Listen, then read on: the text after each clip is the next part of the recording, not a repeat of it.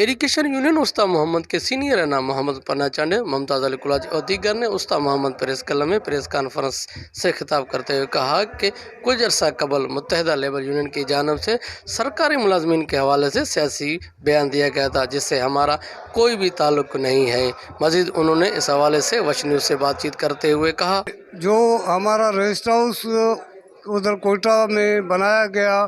اس کا فنڈ جو ہے امیر جامع خان جمالی نے دیا جا رہا تھا، ہم لوگوں نے زبردستی ضد کیا، اس کو ہم لوگوں نے بچایا۔ کا کسی کو اعتراض ہے تو آپ ہمارے ساتھ چلیں کہ ہم اس کو قطعا نہیں چھوڑیں گے۔ وہ پھر ڈی جی نے ہمارے اوپر مہربانی کیا، میر ابو بکر جو ہے ہمارے آفیسر ہیں ایویشن کے،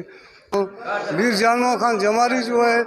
پورے بلوچستان کے ملازمین کے لیے کیا۔ اس کا مقصد یہ تھا کہ کچھ دن پہلے یہاں پر ایک جلسہ کیا گیا، اس میں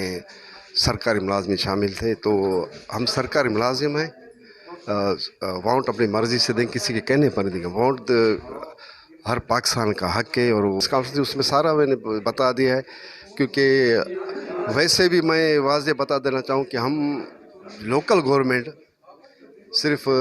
استا محمد یہ متحدہ لیبر فیڈریشن سے منسلک تھے، ویسے ڈیرہ العیار، سبی، ڈی ایم جمالی، مچ